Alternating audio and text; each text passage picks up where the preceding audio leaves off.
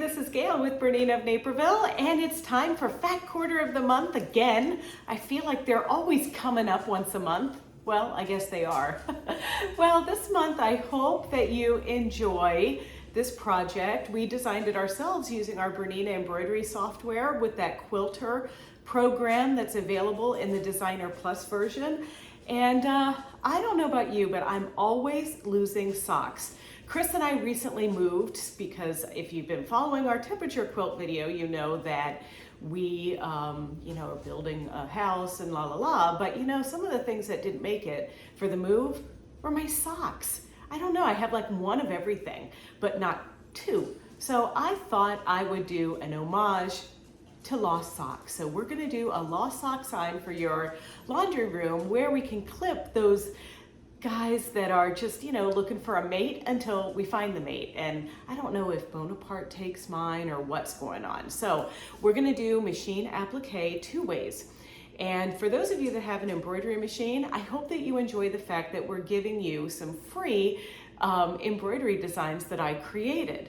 And you can just go click on the handout that is in the description of this video to retrieve them. I'm gonna do my best to try to email everyone that signs up for Fat Quarter Club the link to it, or you can find them right on our website under Fat Quarter Club as well. So however you would normally get these handouts, that's how you're gonna be able to find these designs. Now, if you don't have an embroidery machine, don't worry, you can do this manually as well, and we're gonna show you both ways. I'm gonna do the embroidery side with our lost lettering, and then I'm gonna do the manual side with our individual S-O-C-K. So I hope you enjoy this. I thought, you know what, let's do a little something fun.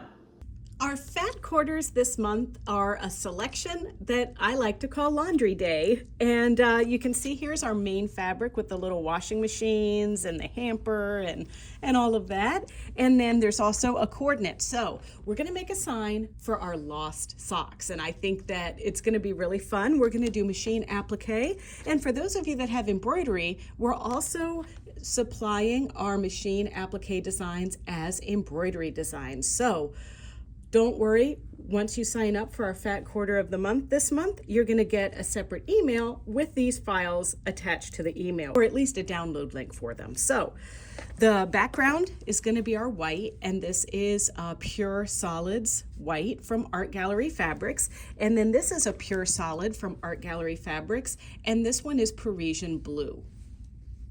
Then we have this as our border, this cute little orange with these retro stars. And then our backing is gonna be our crossed fingers. And then this is our main fabric where we have a little showcase to show this fabric. And then it's also gonna be where we put our clothespins to hold our lost socks. And then finally, this tiny little dry clean labels or washing instructions are going to be our binding. You're also gonna need about a fat quarter size of batting, which I have here, and about a yard of 1/4 inch elastic. Now, it doesn't have to be 1/4 inch, it could be kind of whatever you have hanging around, but we've got a ton left over from when, I don't know if you all remember, but there was a time when we were all making masks, so we have quite a bit of that. And then I am lucky enough that the store is right around the corner from a Michael's, so I picked up some colorful clothespins, and I'm just gonna use the ones that coordinate with our lost sock sign. So in the handout that you're gonna download from the description of this video or from our BERNINA of Naperville website in the Fat Quarter of the Month Club description is our templates. And so this is gonna print out right with your instructions, and you're gonna print these actual size. And it starts with lost, and you'll notice that these are in mirror writing, and that's because we're going to use a bit of fusible web and trace these pieces. Now, for some of these, I'm not necessarily gonna trace it. I'm going to use an embroidery design. But if you don't have an embroidery machine or you don't wanna go that route, then you can certainly do the method that I'm gonna do on the sock for all of them. And so you can see here on our lost that the O and the S and the T, they all kind of run together. So you could trace this all as one piece, but we're gonna do ours in embroidery. I am gonna do the socks with manual applique on my new 790 Pro, so you can see that laser this month. But what we want to do is just rough cut these, and now we could trace these, but I'm going to be much better at just cutting on the line of this template.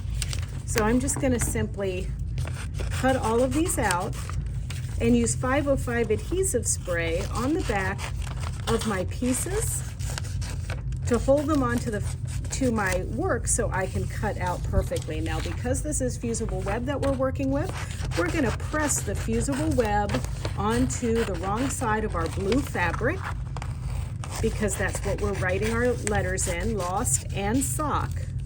And that little squiggle poo there, that's the top of the O. So then when I place all my pieces down like this, I'm going to iron this down onto our Parisian blue. And remember, you want to use as little fusible web as possible, so just trim it real quick before we put it on our fabric. And if you have a laser printer, you may want to put a little protection, like a pressing cloth or a scrap piece of fabric down as you iron your fusible web down.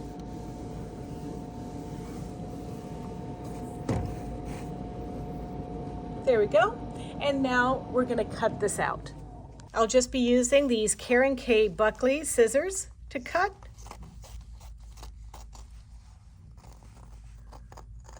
I kind of turn my work around rather than making my scissors do all of the work. So I'm moving the fabric I'm cutting rather than my scissors. And then just do all of them in that same manner. So you're going to cut your background pieces for your words, and it doesn't matter how you cut them from your fat quarter. Here's our piece that's going to hold socks, and here's the piece that we're going to embroider or applique lost on. However, your main fabric, which has the little washing machines and everything, is directional. So we want to make sure that we cut our 15.5-inch width this way. So we're measuring 15.5 inches. First, I'm going to trim off a little bit of my selvage edge there, and then we're going to measure 15.5 inches from here to here. Once we have this 15.5 inches, then we need to trim up this side so we can cut 6-inch strip. There we go. So this is 6 inches by 15.5. And then the rest is a scrap. So I'm not sure if I've shown you this ruler before, but this is the Bias Binding Simplified from Creative Grids. And what's nice about this is it is a ruler designed to cut bias pieces. And we're going to use our little cleaning symbols fabric as our binding. And basically, there are instructions on here that show you how to fold your fabric and then use this to cut your bias strips. There's also markings on this ruler where the whole ruler itself is 2.5 inches if you cut 2.5-inch bindings, and then there's a quarter line right here if you cut 2.25, and then here it is for 2. So I'm going to cut 2.25 for this. So let's first fold this correctly. So you're going to fold your fabric with the corner going up, everything nice and straight, just like this. So that's step 1 right here. Then step 2 is to fold this piece down just like this, and then fold it one more time just like this. And what this is doing is it's helping you manage the bulk of your binding, and it's cutting several strips at one time. So now what we want to do is get a clean edge. So we're just going to cut straight right here like this. And then we can measure 1/4 inch away from the edge like this.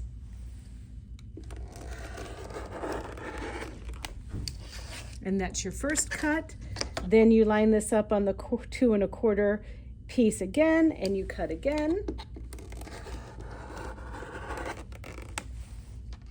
And then you just keep going forward for as many strips as you need. Now, we don't need that many because this project is relatively small. But look, there's one piece, and there's another piece, and another piece, and another piece. And they've got that little angle, so we can nest these in here nicely when we do our bias seam. And we'll just sew those two pieces together using a straight stitch, and you go kind of from dip to dip just there and press your seams open. For our first block, we're going to do the Lost in Machine embroidery. Now, for those of you that don't have an embroidery machine, you're simply going to trace Lost onto your fusible web onto the paper side. That's why it's been mirrored. Then you're going to iron that fusible web following the instructions of the fusible web that you have. We used Heat and Bond Light here. And you're going to press this with the fusible web and everything traced onto the back side of the fabric that you want the lettering to be in. Then you're going to cut out right on the line, and I would recommend that you try to keep it connected if you can, so you have one piece, and then you can applique it down. But I'm going to show you how to do machine applique when we do the sock portion. So what I want to do is find my skinny white piece, the one that I cut 5 inches by 15.5, and that's this one right here. And I want to find the center this way and the center this way. And I'm just finger creasing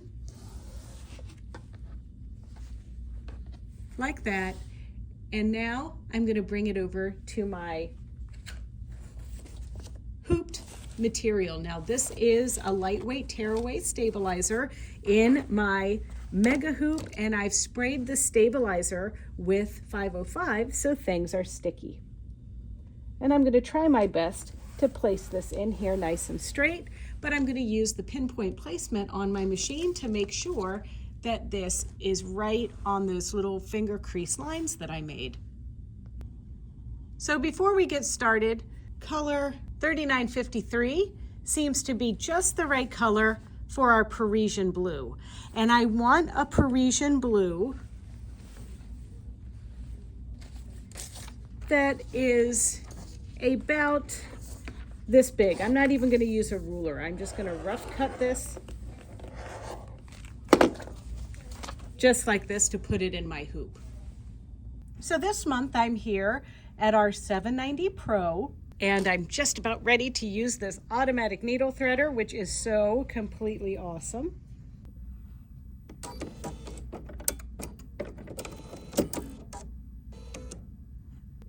So now that I've loaded my piece in and I'm making sure my laser's on, I want to hit my I button and select pinpoint placement. Now I don't want to use my morph. We'll use that in another video. I'm just going to use my standard grid. I'm going to put my hoop on,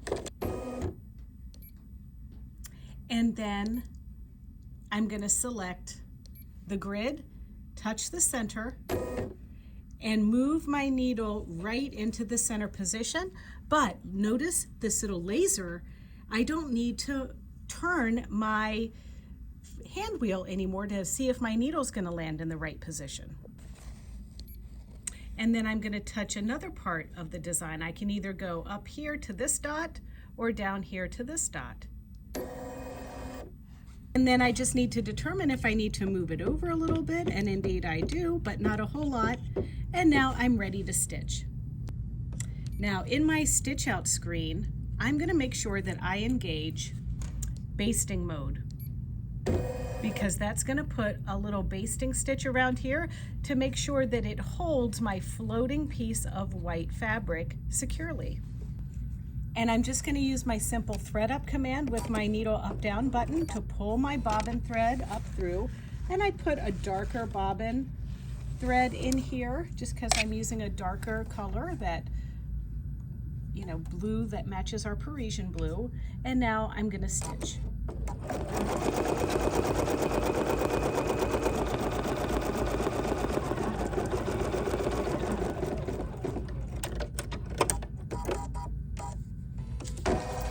And now I'm just going to stitch this next color, because this is the outline of my design and it's going to tell me where to put the blue fabric. And now I'm going to place my blue fabric and stitch. And then after this color stitches out, I am going to trim really close to the edge of this stitching line using my sharp, curved Karen K. Buckley Perfect Scissors. So once you're all trimmed, it's just time to hit the button, do the little tack down stitch, and finish your project. I'm slipping my hoop back on because I did take it off to do some trimming. And now this next color is just a little zigzag that's going to just hold all the little whiskers in there.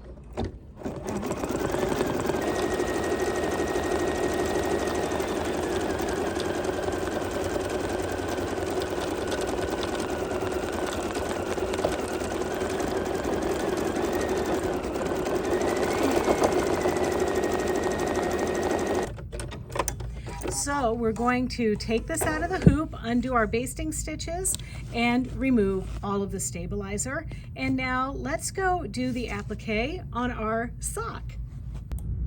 So I just pressed the glue side of my letters onto my larger white background piece here.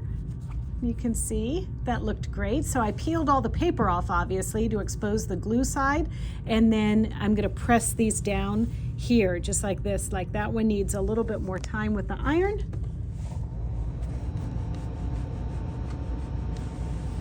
And you don't really need to use steam for this. But it's important to get that paper off first. And I have some scrap pieces of stabilizer here that I'm just going to put on the back of this. It's just a lightweight tearaway. I just need a little bit. And I'm going to use a stitch that is a single blanket on my Bernina 790 Pro. And I want to show off that laser for you. So I've changed over to sewing mode. I'm attaching an open toe foot number 20C to the machine. And I'm selecting my stitch 1309, and you can see that little laser is right there where my needle is, and I'm going to move the needle position all the way over to the right, and I'm making my stitch length 3 millimeters wide and 3 millimeters long. And now it doesn't really matter where I start, but I'm going to start on the S, and I'm just going to start in like a little dip, just there. So that needle is going to land wherever the dot is.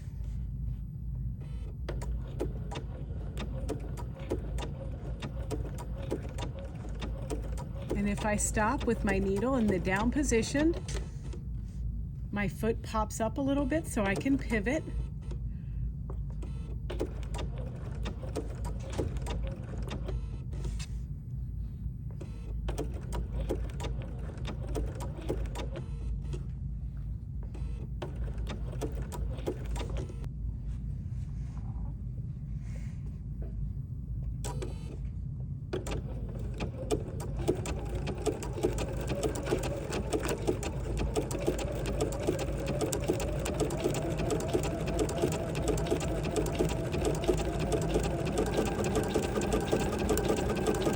So once we've finished our applique, you can see it here. Look how cute it looks.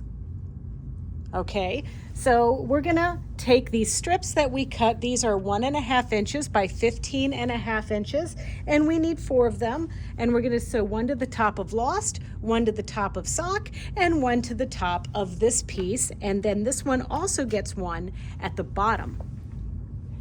And then of course, we'll sew these pieces all together in one column using a 1/4 inch seam allowance.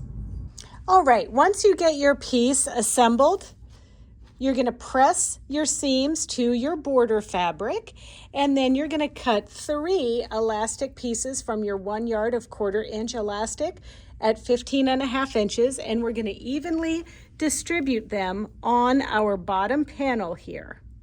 And for right now, we just need to make sure they're evenly distributed on each side.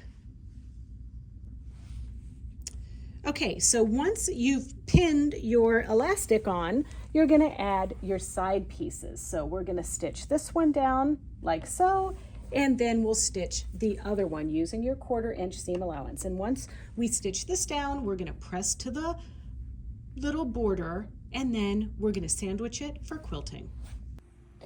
Now there's our sandwich. There's the wrong side of our fat quarter of our backing, then our batting, and then our top. And the way that I just decided to keep things simple was to stitch in the ditch around our little rectangle background pieces on the bottom, top, and middle of these blocks. But then I want to try some different techniques for just stitching around our applique shapes.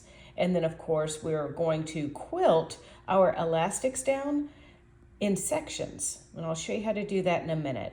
But when you're stitching in the ditch, you'll see that I'm guiding that laser right down the path there. You're kind of stitching on the white and avoiding stitching on the orange, and that's going to give that illusion of hiding that stitching right in that crease. And I am using my number 20D foot for this because I can see exactly where that needle's going. That was the same foot I used for the applique. And sometimes I overstitch like you see there. So I'm just gonna lift that needle up with my heel tap feature on my foot control and scooch things over just a little bit. But I also find that, and I learned this from my friend Catherine Redford, that when you're doing any kind of dual feet or walking foot stitching on straight lines like this, that it's important to have a stiletto, because that is really going to help plow the field ahead of your needle or really push any of those pieces aside so you can get a nice clean path down the middle of these seams to make it look really sharp and really professional. And, you know, there's nothing special about these areas where the elastic is other than you're stitching on the elastic piece rather than on the orange. But that covers that part about, you know, you're gonna stitch in the ditch on the piece that does not have the seam allowance, and that's what creates that illusion. So once you get around your pieces, you're gonna wanna divide your elastic. I went in half of 15 inches is 7.5, and then I divided 7.5 in half and got 3 3/4, and then I just kind of offset the rows of these straight line stitches. And you're just going to do a simple forward, backward, forward on the elastic and quilt through all the layers, including the elastic, just to hold it in place, because these are going to be the little channels that we clip our clothespins to when we're holding our lost socks. And now for this leather roller. I'm using this because some people really like this because it's like free motion assist. You use this foot with the feed dogs up, but it might help you spin around little corners and things like that. So if you don't like free motion stitching and you'd like to give something a try, I thought that this worked really well with the laser on the 790 Pro. So I'm gonna just go for it here. And I'm lining up my laser right at the edge of the satin stitching on our applique. And all the same quilting principles apply for this. You're gonna put your needle down, bring the needle up to pull that bobbin thread up, and then we're just gonna gently roll that wheel along the edge of that satin stitching, and we're stopping, we're pivoting, we're stopping, we're pivoting. but it really gives you a lot of visibility around this applique piece. So this might be an alternative for you if you don't want to use the stitch regulator or anything like that. I'm not gonna lie, this was a little bit tedious to do. There was a lot of pivoting, and I was standing to do this because I'm using my 790 Pro that's in the showroom. But if I were sitting down, I would have had a much better time of it. And then also, this would also be a good application to employ hover, or you can use your knee lever, that freehand system, you know, let's not rule that out. That's a great tool to use. So once we're around this, we're just gonna over sew a little bit, and don't forget to stitch in the O hole of that O and around that little indentation there with the ST. But let's not forget, you can always use your Bernina stitch regulator too if free motion is more of your jam. Once you've prepped by trimming your little sign, we're gonna turn it over and add a sleeve onto the back so that we can hang it. And this is just simply 6" by 14.5" strip that's been sewn on the short ends together like this, on either side, turned inside out and pressed. And I'm gonna just line that up there, leaving equal distance on either side. And now we're gonna add the binding. Okay, so here's our binding all prepared, and I'm gonna leave about this much down here at the bottom. And we're gonna stitch this using our 1/4" foot, the 97D, and I'm gonna just do 1/4 inch all the way around, mitering my corners as I go. We'll join this together, and then we're gonna bring it around to the front.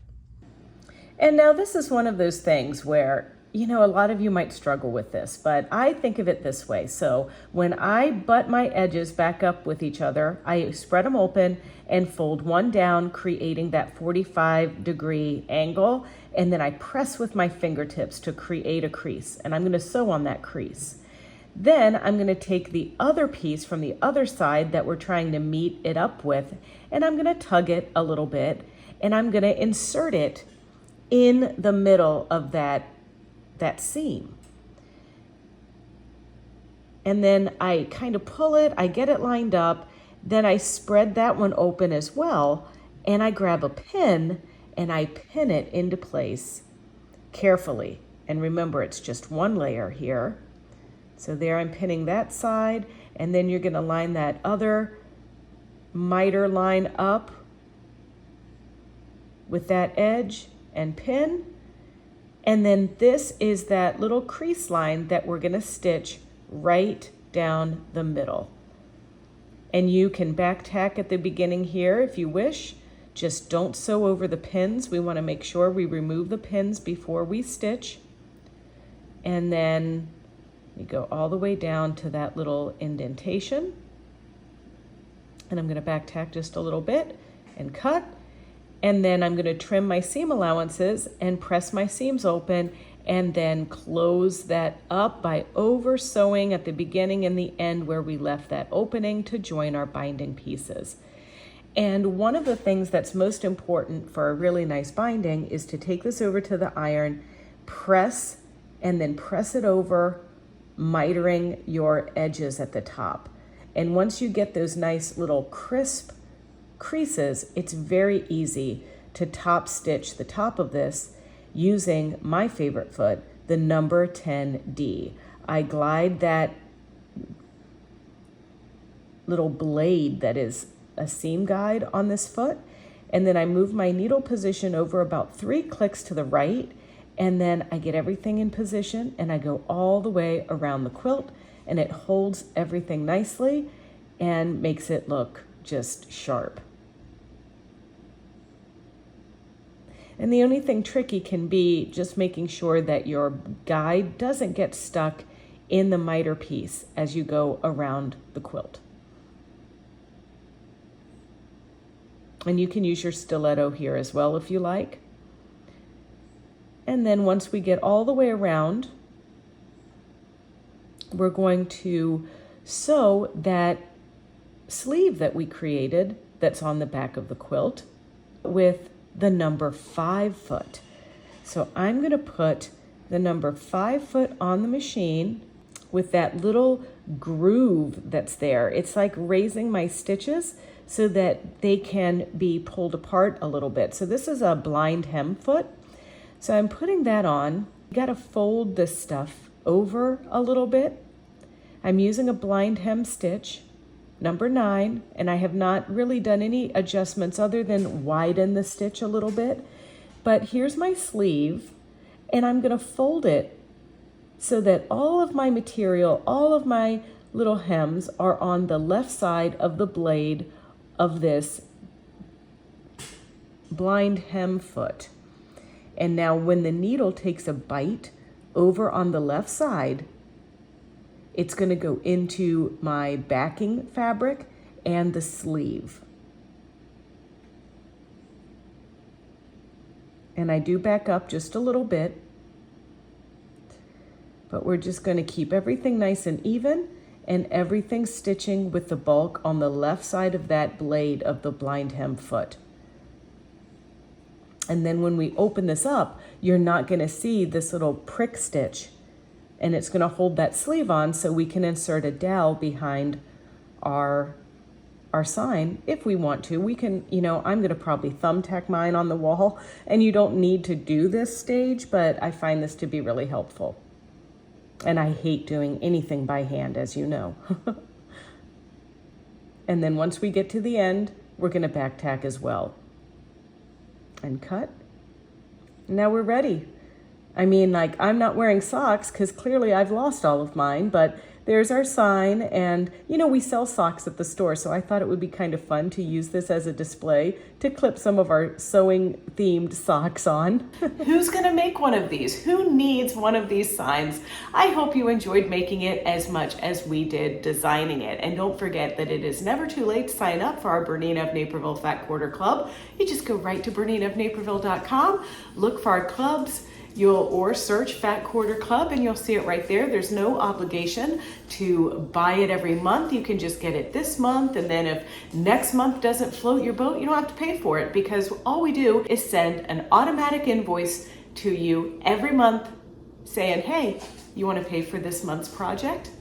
All right, well, there's lots to do always and little time to do it in, so we'll catch you later, and happy sewing. And don't forget, if you want to see more videos or tutorials, check out our Bernina of Naperville YouTube channel. It's easy. It's youtube.com/Bernina of Naperville, and there you can like, comment, and subscribe.